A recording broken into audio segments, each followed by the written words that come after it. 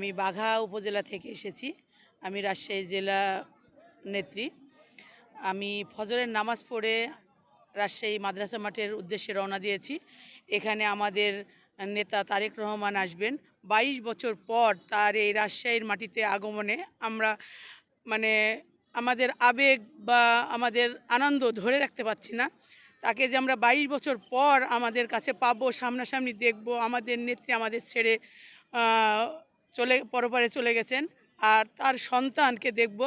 এই আনন্দ আমরা ধরে রাখতে পারছি না। তার কাছে আমাদের প্রত্যাশা এটাই যে আমরা হজরত মুহাম্মদ সাল্লাল্লাহু আলাইহি সাল্লামের আদর্শে আমরা আদর্শিত, আমরা তার সাহাবী আমরা। আর আমরা তা চাচ্ছি যে আমাদের নবী হজরত মুহাম্মদ সাল্লাল্লাহু আলাইহি সাল্লামের আদর্শ অনুযায়ী আমাদের তারেক রহমান দেশ পরিচালিত করবে, এবং সেই আদর্শে আমরা মহিলা নেত্রীরা আমরা আমাদের নেতার সঙ্গে হাতে হাত মিলিয়ে, কাঁধে কাঁধ মিলিয়ে এই বাংলাদেশকে পরিচালিত করব সুন্দরভাবে।